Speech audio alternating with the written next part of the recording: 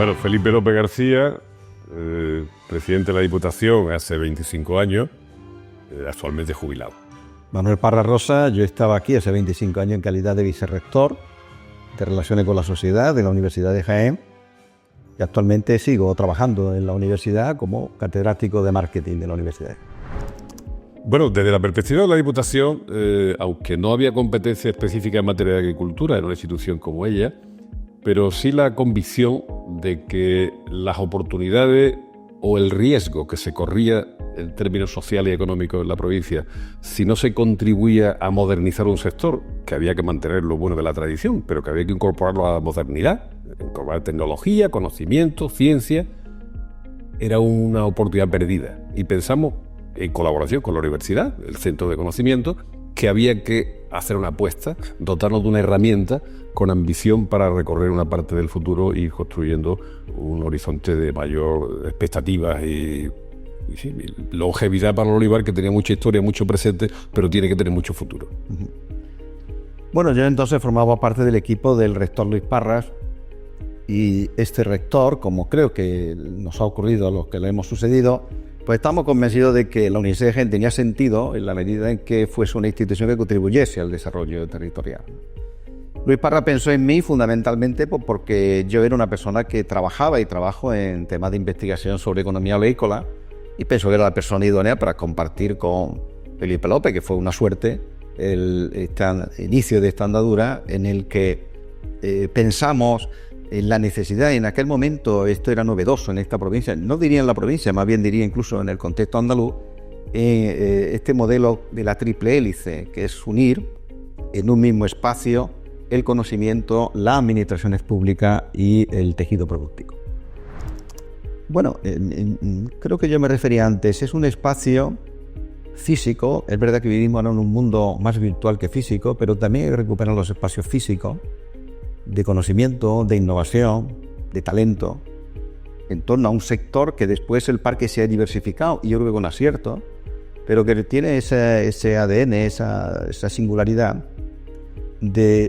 Aquí se encuentra, digamos, la mayor generación de conocimiento, buena parte del tejido productivo de la provincia de Jaén en torno al sector oleícola. Y como digo, esa diversificación que era un tema que discutíamos, ¿no? Si abrimos más el grifo a que solamente sea tejido productivo en torno al olivar y en los aceites de oliva, y también a los coproductos, ya hablamos en aquel tiempo de estas cosas, o es mejor también diversificar. Yo creo que la diversificación le ha venido bien al parque, y por lo tanto esa es la idea que yo tengo que tenía entonces y que tengo ahora. Ahora estoy muy ligado al parque, porque primero en esta misma planta tengo un despacho, yo no, de la universidad, ¿no? Lo he puesto a mi disposición, y además yo ahora presido la IGP Aceite de Jaén, que también está ubicada en este parque, y de hecho nos vamos a trasladar a este mismo edificio dentro de muy poco tiempo, ¿no? Así que, por lo tanto, percibo y veo cómo ha sido la evolución de este parque, y yo creo que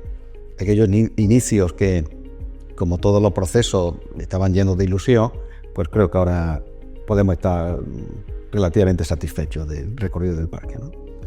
Sí, yo lo simplificaría diciendo que es una herramienta, visto retrospectivamente, una herramienta imprescindible para la modernización de un sector que para nosotros tenía una enorme carga en términos de oportunidad para el desarrollo de la provincia. Es verdad que empezó con el aceite de olivar como elemento fundamental de atención y se ha ido abriendo, afortunadamente.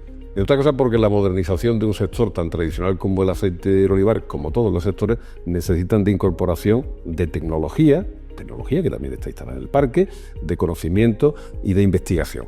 Y yo me parece que eso es lo que ha representado una apuesta que desde Jaén se iba haciendo. Se planteó el tema de investigación de aceite y salud. O sea, que no vale solo que uno produzca algo y diga que lo que yo produzco es lo mejor, porque yo lo digo, sino tiene que haber evidencias clínicas y experimentales que digan el consumo de aceite es bueno para la salud. Bueno, pues avancemos en esa dirección.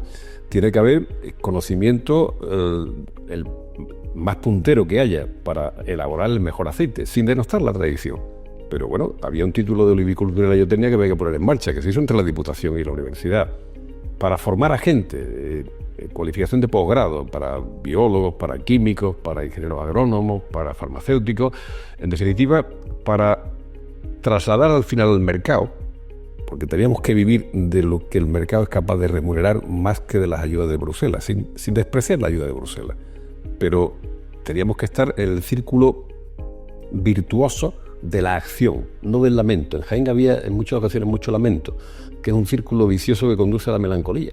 Y había que cambiarlo por un círculo virtuoso, de acción cooperativa, que es una palabra de mucho significado en el sector del aceite, ¿verdad?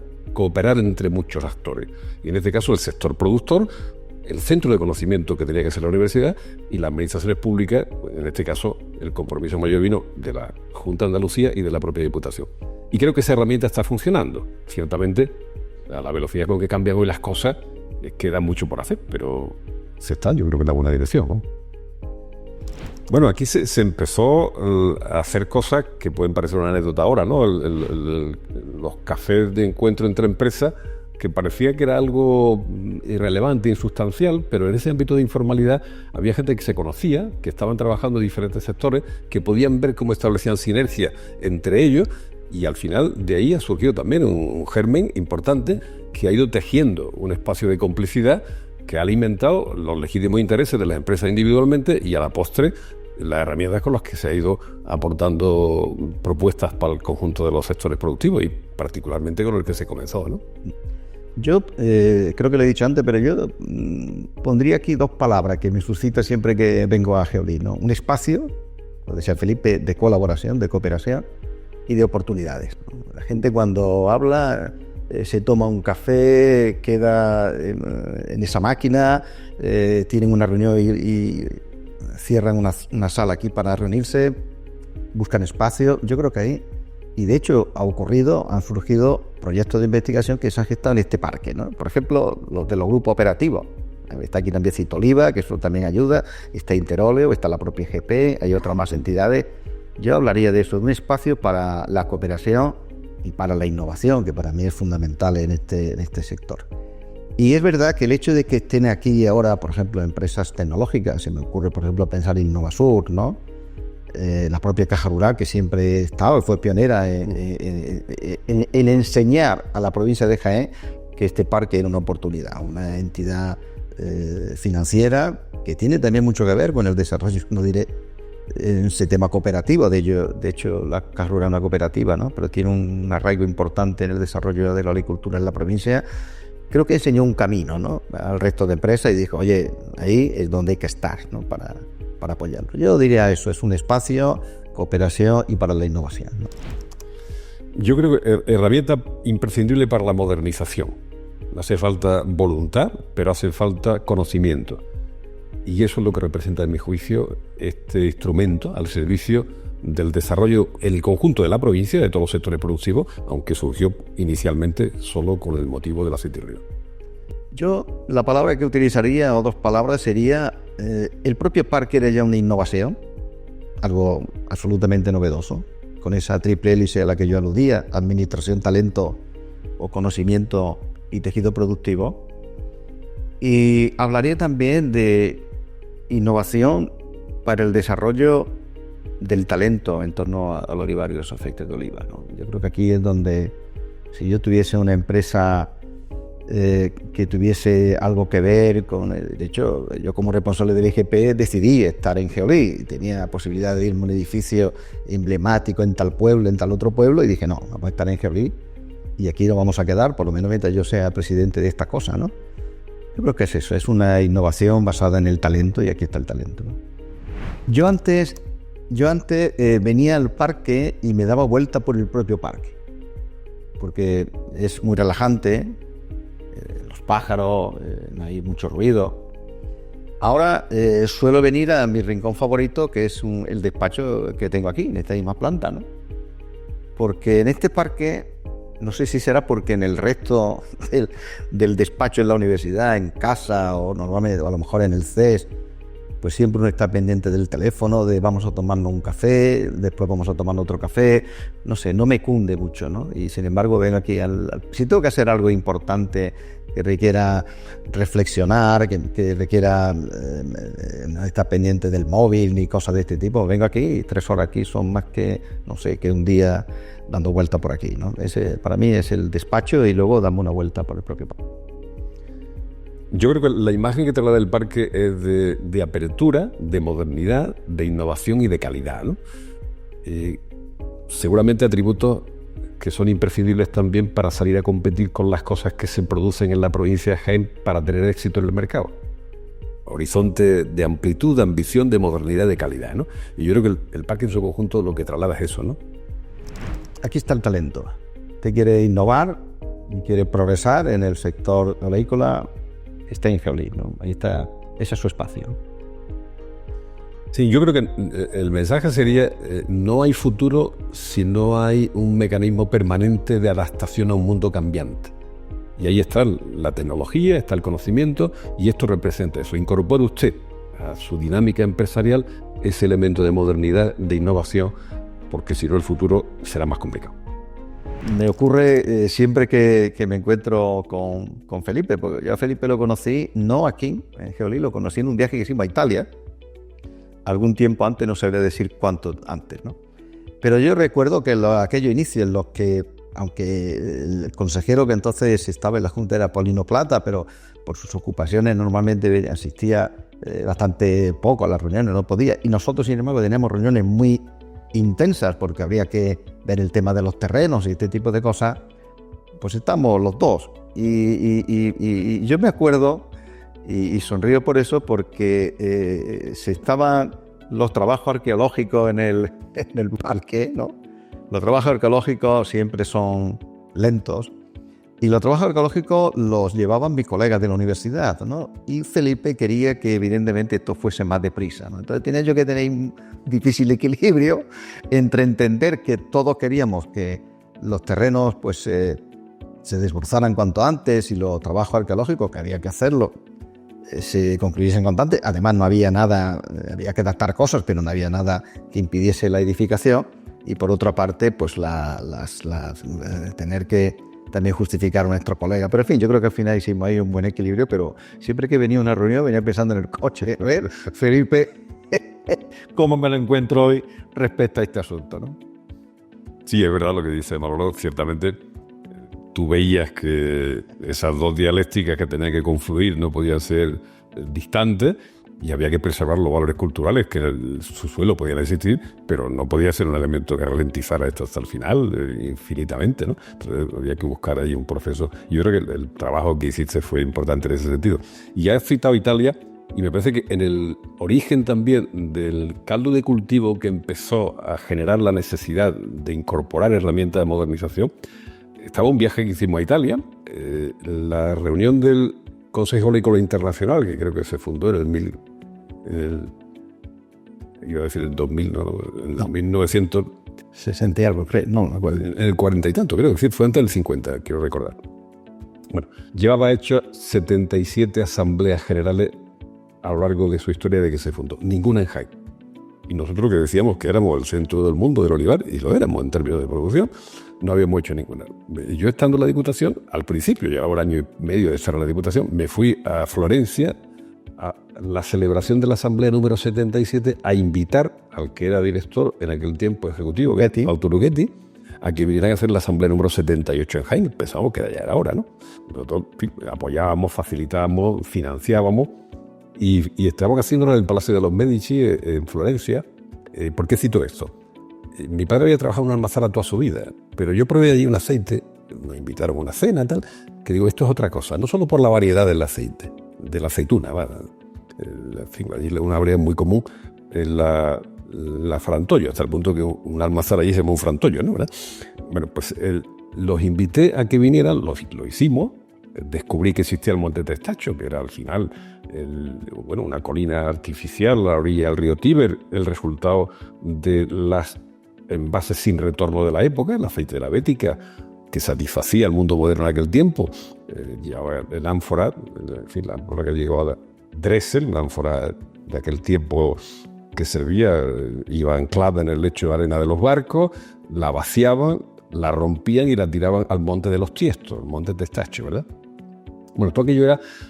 si la Bética era la despensa y el suministrador del mundo moderno hace 2000 años, ¿por qué no podíamos añadirle al aceite de hoy también esa connotación de elemento bueno para la salud, bueno para el mantenimiento de las condiciones medioambientales? Al final no deja de ser un sumidero, al final, de absorción de CO2, estamos preocupados con el cambio climático. Y había un montón de variedades o de elementos que hacían aconsejable que metiéramos la nariz y que empujáramos en esa dirección. Bueno, los invitamos, vino, me acuerdo, hicimos el 4º año mundial del olivo, los reyes de España en aquel tiempo, el rey Juan Carlos, y al final aquello generó también la corriente de lo que íbamos antes. Y yo citaba, seguimos lamentándonos de que los italianos venden mejor el aceite que nosotros y seguimos llorando. El lamento y no arreglamos nada. De la melancolía. Y no arreglamos nada. O intentamos copiar las cosas que hacen bien, por si les sacan más renta en el mercado lo que producen. Pues me parece que es más inteligente imitar que lamentar, ¿no? Bueno, total, que eso conformó también parte del sustrato y del caldo de cultivo que permitió que luego emergiera esta propuesta como una herramienta de transformación, ¿no? Yo creo que al final todos los sectores productivos, aunque surgiera en base al olivar fundamentalmente, y sigue siendo una realidad económica y social muy importante en la provincia, a la que hay que seguir sacándole todos los rendimientos vía modernización, para todos los sectores productivos la lección es esa. Hay que incorporar elementos permanentes de cambio, de innovación, permanente, en todos los sectores. Cuando se tiene una carga en términos de oportunidad y de riesgo más grande en un sector como el del aceite de olivar, con más razón, pero además es un sector más tradicional. ¿El mercado qué demanda? Calidad, básicamente. Fundamentalmente calidad. Si nos ponemos nosotros en la posición de consumidores, exigimos la máxima calidad al mejor precio. Bueno, como productores tenemos que incorporar eso en la cabeza. No puede haber una esquizofrenia donde nosotros pensemos que como consumidores debemos ser los exigentes de calidad al mejor precio y cuando somos productores los demás deben acabar consumiendo lo que nosotros producimos independientemente de los beneficios. El aceite es un elemento que está en sintonía con lo que se demanda en términos de un producto agradable desde el punto de vista gastronómico y una buena inversión en salud. Pero con evidencias clínicas experimentales, no con afirmaciones voluntaristas del que lo produce. Bueno, seamos capaces de, en relación con el aceite y del resto de los sectores productivos, que el parque sea un horizonte que permita esa visión no exenta de riesgo y exenta de trabajo. No hay nada en la vida que sea el resultado de la improvisación y de la casualidad. Es el resultado del trabajo, de la tenacidad y de la constancia. Pero aquí se reúnen esos elementos. Y bueno, después parece que la tecnología de la información y del conocimiento está lejos del olivar. Bueno, para ver hoy si es oportuno regar y cuándo, hay una información satelital que tiene que ver con las nuevas tecnologías para decidir cuándo se rega. Son cosas imbricadas, están todas. Por tanto, pensemos que efectivamente todos los sectores tienen que estar sometidos permanentemente, como a la historia del mundo, al cambio. Lo que pasa es que la velocidad del cambio ahora es vertiginosa, al cambio, a la transformación y la innovación. Y yo creo que eso es lo que representa esta oportunidad. Y el parque tiene que seguir jugando un papel, yo creo que relevante, lo va a seguir jugando, y yo estoy convencido que Jaén tiene muchas oportunidades por delante que aprovechar, y bueno, y esta es una herramienta más al servicio de ese proceso de modernización permanente, ¿no? El parque ya está jugando ese papel, y jugó un papel también fundamental a nivel de generación del conocimiento, ¿no? Aquí se sentaron las bases, recuerdo unos proyectos financiados por la Junta de Andalucía que había que ejecutar en el propio parque, y ha servido el conocimiento que se ha ido generando en el parque para que la Universidad de Jaén, que paradójicamente no era una universidad puntera cuando se crea en el año 93 en temas de olivar y aceites de oliva, lo era y sigue siendo Córdoba, pero entonces había pocos y pocas investigadoras en oliva y aceite de oliva. Hoy yo acabo de venir de una reunión del Instituto Universitario de Investigación Olivar y Aceite de Oliva, ¿no? 8 grandes áreas, desde la salud a la genómica, que están trabajando. Yo creo que eso fue un incentivo del propio parque. Aquellas ayudas iniciales que surgieron para financiar exclusivamente financiación que se desarrollase en el parque en torno a oliva y aceite de oliva, ha hecho, por ejemplo, que la Universidad de Jaén sea hoy un referente internacional en determinados ámbitos. Y eso es fundamental, porque un sector en el que no haya conocimiento en este mundo, como bien dice Felipe, donde no es que se produzcan los cambios tan acelerados. A mí lo que más me sorprende es la naturalidad con la que se acepta. Sí, esa naturalidad con la que la ciudadanía, con las administraciones, todo el mundo acepta esos cambios, ¿no? Ese fue un acicate, porque cualquier sector que quiera transformarse hoy día tiene que hacerlo con base en el conocimiento. Es decir, aquí, por ejemplo, se desarrollan proyectos de robotización en temas de olivar y almazaras, digitalización, empezamos a hablar ya de proyectos de fijación de CO2, pero sobre todo cuantificarlo y que eso se pueda vender en un mercado. El olivar tenemos que contemplarlo, el olivar de Jaén debe ser referente, porque primero porque somos los que más nos jugamos y segundo porque tenemos que dar ejemplo también. No solamente en calidad de aceite de oliva, sino en innovación. Si tenemos la mejor almazara, tenemos que tener la mejor investigación, o por lo menos de las mejores investigaciones compartidas con otras entidades de Andalucía o de fuera de Andalucía, porque esto es un mundo global, ¿no? Pero yo creo que el olivar, ahora mismo lo contemplo como generador de 4 tipos de rentas. Uno tiene que ser aceite de oliva, cuanta más calidad mejor, hay que desterrar esto de en fin, esas prácticas que todavía tenemos, hay que desterrarla, hay que ser calidad, sobre todo en un olivar como el que predomina en nuestra provincia, un olivar tradicional, algunos de esos olivares de difícil mecanización y transformación, y por lo tanto no queda otra que hacerlos rentables, porque es un olivar que, a diferencia del olivar más intensivo, genera unos bienes públicos que el intensivo no genera. Entre ellos, por ejemplo, anclar población en las zonas rurales, que no es poca cosa, ¿no? Ese es una fuente de renta. Otra fuente de renta es ser sumidero de CO2, olivares bien cuidados, que cuiden el medio ambiente. Otra fuente de renta tienen que ser las ayudas de la política agrícola común. Ahora vamos a discutir la próxima y debemos discutirla ya, porque no sea que lleguemos tarde. Las ayudas de la Unión Europea tienen que venir específicamente en función de determinados objetivos, por lo tanto, determinados tipos de olivares. No puede ser café para todos, porque si no lo que se hace ahí es como si al Ferrari le damos la misma gasolina que a un R5, ¿no? Pues no puede ser. Y por último, algo en lo que este parque también está trabajando ahora, que es el tema no de subproductos, que a mí no me gusta llamarle, de coproductos del olivar y del aceite de oliva cada día. Porque cuando abrimos esas fronteras, por ejemplo, en este tema de coproductos, empezamos a ver el papel de los centros tecnológicos en esta provincia.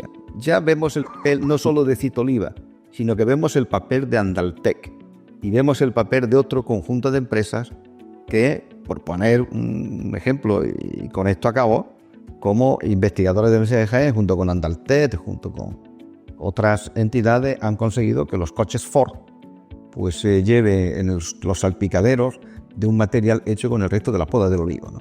Eso es impensable, era impensable si no tienes un conocimiento, si no tienes un contacto.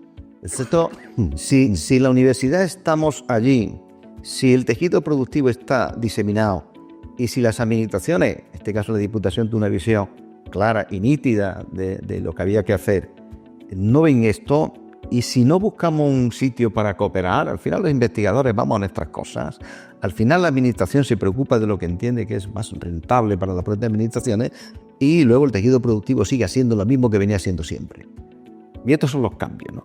Y yo creo que ahí el papel de Jolí es y tiene que seguir siendo, reforzándolo incluso, determinante, ¿no? Todavía necesitamos más presencia de conocimiento. Estamos hablando de la universidad, pero aquí al lado tenemos el IFAPA, que es un centro también de investigación.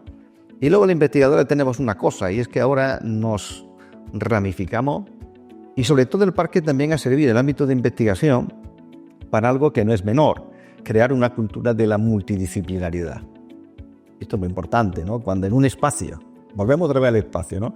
Si vamos a la universidad, vemos que los de marketing ocupamos un espacio, ciencia ocupa otro espacio, lo de salud y efecto oliva ocupan otro espacio.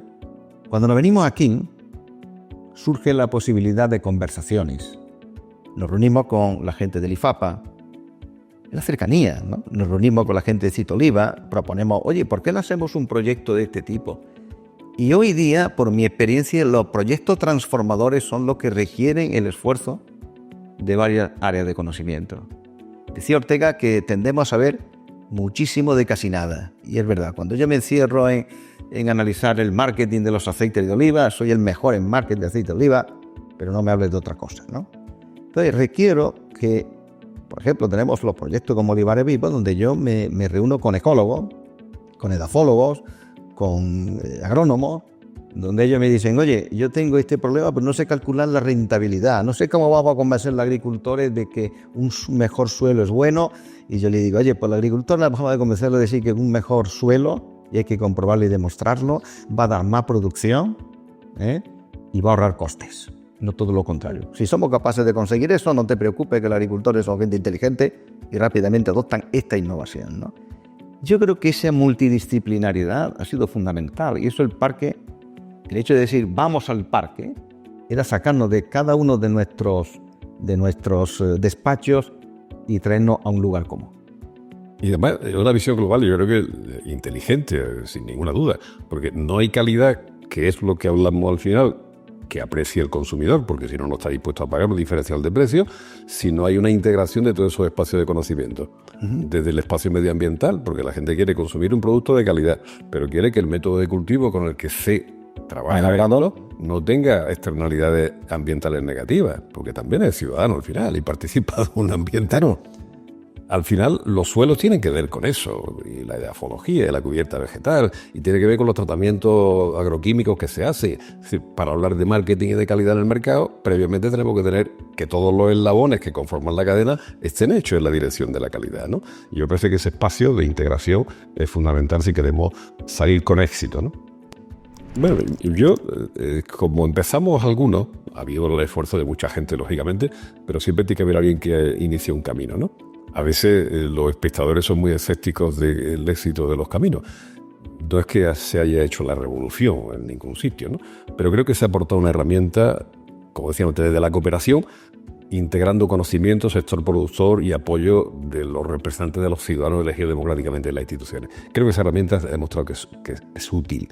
Y a partir de ahí, ¿qué es lo que hay que hacer? Bueno, pues sobre la constatación de algo que está siendo útil, redoblar los esfuerzos, augurarle larga vida, y estoy convencido de que como hay rentabilidad social y económica asociado al uso de esta herramienta, esto tendrá proyección y futuro sin ninguna duda. Sí, yo también estoy convencido, la Geoli está en buenas manos y yo creo que ese talento que yo hablaba de esto también está en los quienes tienen que regir los destinos de Geoli. Yo creo que se está haciendo un gran esfuerzo, yo lo he podido comprobar, insisto otra vez, aunque sea particularizado como presidente del IGP, porque he venido a acogerme aquí y me he encontrado con unas facilidades enormes, que es lo que hay que hacer, ¿no?